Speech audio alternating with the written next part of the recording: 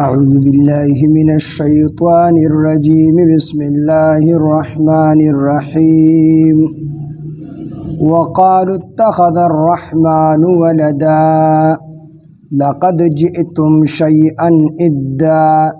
تكاد السماوات يتفطرن منه وتنشق الأرض وتخر الجبال هدا أن دعوا للرحمن ولدا وما ينبغي للرحمن أن يتخذ ولدا إن كل من في السماوات والأرض إلا آتي الرحمن عبدا صدق الله العظيم. رب اشرح لي صدري ويسر لي أمري واحلل عقدة من لساني يفقهوا قولي.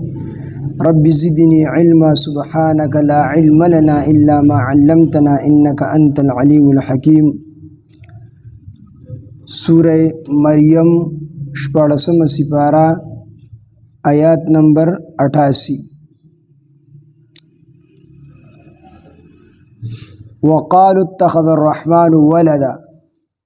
دلته کې الله تعالی دو عیسایانو د یهودیانو د غرنګ د مشرکینو د هغې دغه باطلو عقیدو رد کړي، ځکه چې یهودیانو به وي چې عزیر علیه السلام دا د الله تعالی زوی دی والعیاذ بالله،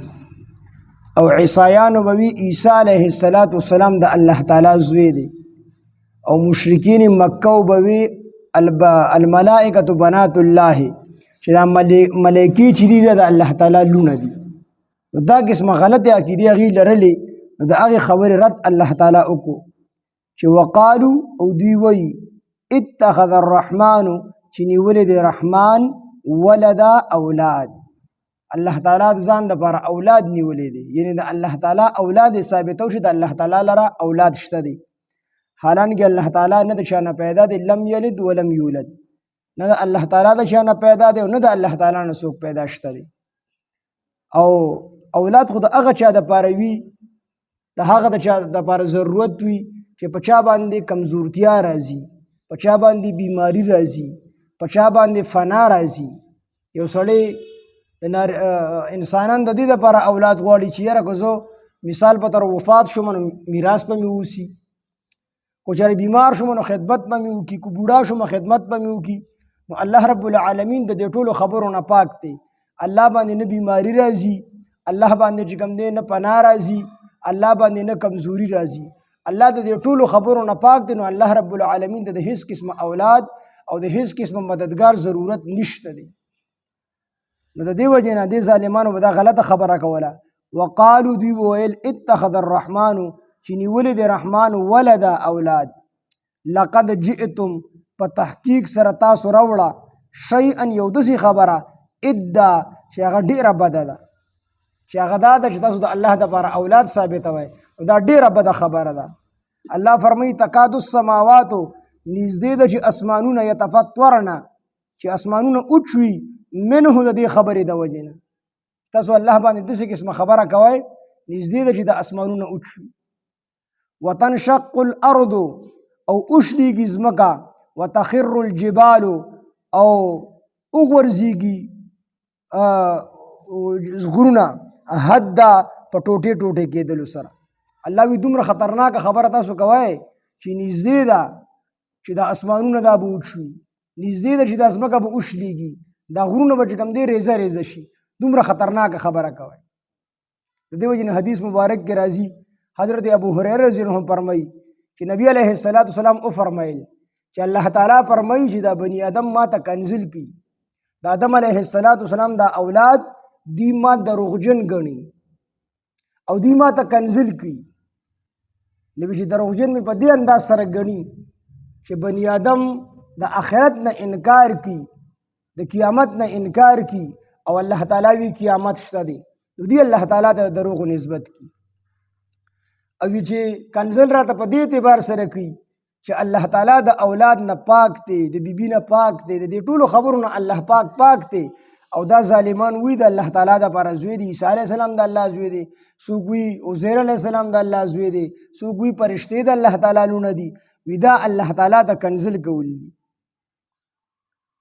ابو موسی اشعری رضی الله عنه فرمایي چې خرابه خبره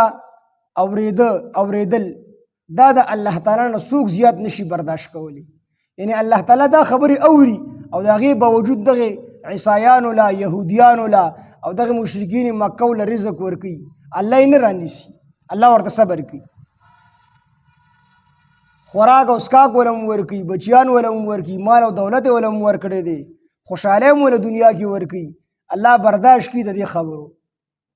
نو د الله تعالی نه څوک زیات چې کوم دی خراب خبره برداشت کولو والا د الله تعالی نه څوک نشته دی. تکاد السماوات نږدې ده چې اسمانونه یتفطرن اوچوي منه د دې خبرې د وجې نه دي چې کومه کوي د الله دپاره زوی ثابتي. وتنشق الارض او اوشلیږي ځمکه، وتخر الجبال او راوغورځېږي غرونه هدا په ټوټې ټوټې کېدلو سره، دا غرونه په ټوټې ټوټې شي. ان دعوا دا چې دوی دعوه وکړه للرحمن د رحمان دپاره ولده د اولاد، د دې خبرې د وجې نه دا غرونه به چې کوم دی ټوکړې ټوکړې شي، ځمکه به وشلېږي، اسمانونه به چې کوم دی هغه به اوچ وي، ختم به شي د دې خبرې د وجې نه. خو الله تعالی نه غواړي، نو د دې وجې نه دوی له هم برداشت ورکړی دی. که نه ډېره خطرناکه خبره ده. وما ينبغي مناسب نه دي للرحمن د رحمان دپاره ان يتخذ ولده دا چې ونیسي اولاد د خپل ځان دپاره. دا د الله دپاره مناسب خبره نه ده. الله د دې خبرو نه پاک دی. د الله او د انسان په منځ کې هیڅ قسمه نسبت نه جوړیږي، ځکه چې اولاد دا به چې کوم دی جز وي د خپل پلار، د خپل پلار جز به وي که نه. د میخې بچی ته خلک د میخې بچي وایي، او هغه چې غټ شي نو د میخې په شانتي، او د غوا بچی هغه د غوا په شانتي چې کله غټ شي خلکو ته د غوا بچي وایي، نو بلکل د هغې په شانتي وي. د انسان بچي ته خلک د انسان بچي وایي. نو عیسی علیه السلام بیبي مریم یا دغه رنګ عزیر علیه السلام دې ته چې دې نسبت کېږي دا د الله تعالی زوی دی، نو هغه خو د الله تعالی د جنس نه سره نه دی. څنګه د الله تعالی زوی کېدی شي؟ الله باندې فنا نشي راتللی او په هغې باندې فنا راځي. عیسی علیه السلام باندې هم فنا راځي، بیبي مریم باندې هم فنا راځي، عزیر علیه السلام باندې هم فنا راغلی ده، بیبي مریم باندې هم فنا راغلی ده. او عیسی علیه السلام باره کې خو زموږ عقیده دا ده چې فنا به پرې راځي، فی الحال پرې نه ده راغلې. الله تعالی ژوندي اسمان ته اوچت کړی دی او قرب قیامت ته به راکوزېږي. دجال به د هغه د لاس نه قتل کېږي، او د هغې نه وروسته بیا چې راشي واده لا نه دی کړی، واده به کړي، او د هغې نه وروسته بیا وفات کېږي.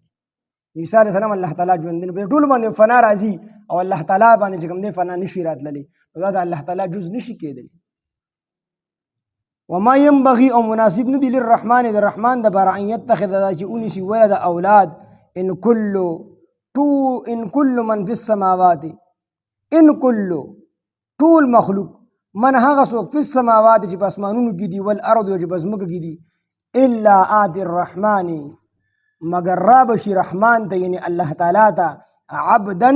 د بنده په حیثیت باندې. دا ټول به د الله تعالی دربار ته د بنده په حیثیت باندې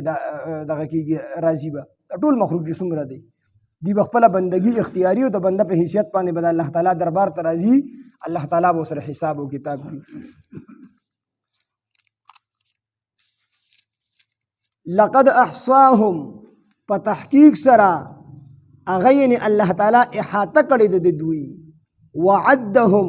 او شمېره یې کړې ده د دوی، عده په شمېر کولو سره. دا څومره خلک چې د پیدا شوي دي یا پیدا کېږي یا مخکې پیدا شوي دي، نو دا ټول د الله تعالی په علم کې دي، او د دې ټولو شمېر الله تعالی ته معلوم دی. نو که کوم مشرک یا یو انسان دا دعوه کوي چې یاره په ورځ د قیامت په زه د الله مخې له نه ځم، د الله نه به ځان بچ کړمه، یا دا کوم خلک چې د الله دپاره زوی او اولاد ثابتي، نو که د دې په زړه کې دی چې په ورځ د قیامت په زه د الله مخې له نه ځم او د الله نه به ځان پټ کړمه، نو د الله د علم په د دې ټولو څیزونو د الله تعالی د علم احاطه کړې ده. دا ټول څیزونه ورته معلوم دي، ټول انسانان ورته معلوم دي، او د دې ټولو شمېر ورته معلوم دي. نو په ورځ د قیامت باندې دې پټېدی نشي، یو یو به د الله مخې له ځي او الله له به حساب ورکوي. وکلهم او ټول دوی، هر یو د دوی نه، آتیه را بشي هغه ته، یوم القیامت په ورځ د قیامت باندې، فردا یوازې یوازې. نو هر سړی به یوازې پیش کیږي د الله دربار ته او الله تعالی به ورسره حساب او کتاب کوي او د هغې نه وروستو چې کوم د سزا مستحق هغې ته به سزا میلاویږي او چې کوم د جزا د نعمتونو مستحق د جنت هغې ته به جنت میلاویږي هر انسان ته به د خپل عمل مناسب جزا او سزا میلاویږي ان الذين بشکها کسان آمنو چې ایمان یې راوړل دي وعملوا الصالحات او نیک عمل یې کړی دی سیجعلو زر د چې پیدا به کړي لهم د دوی دپاره الرحمن رحمان ودا محبت رحمان به د دوی دپاره محبت پیدا کړي چې کومو خلکو ایمان راوړی دی او عمل صالح یې کړی دی نو الله تعالی به د دوی د خلکو په زړونو کې محبت پیدا کړي ابو هريره رضی الله عنه روایت ته فرمایي چې کوم سړي سره الله تعالی محبت وکړي یعنی دی د الله تعالی خوښ شي او دی عبادت کوي د الله تعالی د الله اطاعت کوي الله سره محبتي او دی د الله تعالی خوښ شي وی الله تعالی جبريل علیه السلام راوغواړي ورته وایي چې دې سړي سره زه محبت کوم ته سره محبت وکړه نبی الله تعالی سره محبت کوي وی جبريل علیه السلام سره محبت کول شروع کی بیا جبريل علیه السلام ته وایي چې ورشه د اسمانونو کې اعلان وکړه چې دې بنده سره الله تعالی محبت کوي زه سره محبت کوم د اسمان ټول مخلوق دې سره محبت کوي نو ټول فرشتي و سره محبت کوي بیا جبريل علیه السلام دوی چې کته زمکه ته کوز شه او د چغه وخه چې د خلق او چغه به الله وی زه ورسوم د خلکو په زړونو کې به دې بنده محبت ورواچو نو د دې کس په زړه کې الله تعالی د خلکو محبت ورواچي نو چې د خلکو محبت پکې ورواچي نو بعضې وخت کې یو سړی چې لیدلی ني په ډومبي ځلې وویني او زړه ته یې پرېوځي ډېر د سړي خوښ شي وي دا د الله تعالی خوښي کافران ته مستثنا دي که د کافرانو خوښ نشي د فاسقانو او فاجرانو خوښ نشي هغه ته مستثنا دي خو چې کوم نیکان بندګان دي د الله تعالی د هغې په زړونو کې به د دغه نیک سړي محبت وي حسن بصري رحمت الله علیه چې یو کس هغه ځان دغه کو ځان مشهور په خلکو کې یو ډېر عبادت پې کوو زړه کې تمنا دا وه چې زه مشهور شم په دې خلکو کې نو وی چې په کومه لار باندې به تلو وي خلکو وایي چې ریاکار راغی یو ډېر عبادت پې کوو د ټولو خلکو نه مخکې جومات ته تلو تهجد به هم د خلکو مخکې کولو د قرآن تلاوت به هم کوو خو زړه کې نیت دا و چې یاره دا خلک چې مشهور شم چې دا نیک سړی دی چې کوم ځای ته به وتلو نو خلکو وایي چې ریاکار راغی نو بیا زړه کې سوچ وکړو چې داسې کار کوم چې دا هر څه د الله دپاره کوم او شهرت مې نه دی پکار نو په اخلاص سره د الله تعالی اطاعت شروع کړو نو چې بیا به کوم ځای ته تلو نو خلکو به وایي چې د الله لوی ولی راغی خلکو بیا ډېر لوی قدر کوو نو چې څوک د الله تعالی خوښ شي هغه بیا د الله د نیکانو بندګانو هم خوښ وي د فرشتو هم خوښ وي نو دې نه دا مراد دی چې الله تعالی د دوی په زړه کې د خلکو په زړه کې هم محبت د دغه نیک سړي ورواچي ان الذين بشکها کسان آمنو چې ایمان یې راوړل دي وعملوا الصالحات او نیک عمل یې کړل دي سیجعلو زرد چې پیدا به کړي الله تعالی لهم د دوی دپاره سیجعلو زرد چې پیدا به کړي لهم د دوی دپاره الرحمن رحمان یعنی الله ودا محبت پر الله تعالی د خلکو په زړونو کې پیدا کړي یا ودا دا به اسم فاعل شي نو پیدا کرنے والا پیدا کون کی یعنی الله تعالی پیدا کون کی دی هغه به کوم دی محبت پیدا کون کی الله تعالی د خلکو په زړونو کې به د محبت پیدا کی فانما يسرناه بشک مونږه آسان کړی دی دا قران فانما يسرناه بشک مونږ آسان کړی دی قران لرا بلسان غستا په جبه باندې نبی علیہ السلام ته الله تعالی فرمایي دا قران مونږ ستا په جبه باندې آسان کړل دي ځکه د نبی علیه السلام جبه هم عربي او قرآن هم عربی کې دي او بله دا ده چې نبی علیه السلام د قرآن دپاره د عامو خلکو په شان د محنت نه دی کړی جبریل علیه السلام راغلی دی قرآن یې ورته ویلی دی او نبی علیه السلام محفوظ کړی دی نو الله وایي چې موږ ستا دپاره هم او ستا د امتیانو دپاره موږ دا قرآن آسان کړی دی څوک چې کوم دی د اردو یا د انګلیش یا د پښتو دوره رساله په یادو نشي یادولی او دا غون قرآن حافظان چې کوم دی په یادو باندې یادي او دا الله تعالی آسان کړی دی وجه نه چې کوم دی یادولی شي فانما يسرناه بشک موږ آسان کړی دی قرآن لره بلسانک ستا په ژبه باندې د څه دپاره لتبشر دپاره دی چې ته بشارت ورکړي زیری ورکړي به په دې قرآن سره المتقین متقیانو ته وتنذر او ته ویری به په دې قرآن سره قوم اللد جګړمار قوم ویری کافران ویری وکم اهلکنا او الله تعالی وی څومره مونږ هلاک کړي دي قبلهم مخکې د دوی نه من قرن د امتونو د پیړونه هل تحس آیت محسوسوي منهم د دوی نه من احد څوک یوهم کم خلق چې کافران دي او د الله تعالی دشمنی کوي نو الله تعالی وی د دینه مخکې مونږ ډیر خلق چې کم دی تباه کړي دي او تباه کړي خو دې خو تباه کړي دي چې ته پکې تر اوسه پورې یو نه محسوسه چې شته دي ټول الله وی مونږ ختم کړي دي من احد یوهم او تسمع یا ته اوري لهم د هغوی رکزه معمولی غوندې اواز نو الله تعالی تپوس دې دپاره چې نشته دی پکې څوک ټول موږ داسې خلاق کړي چې نوم او نشان ختم شوی دی نه پکې ژوندی څوک شته دی نه پکې چا اواز راوځي یعنې ټول الله تعالی وي موږ ختم کړي دي دغه شان به دي موږ ختم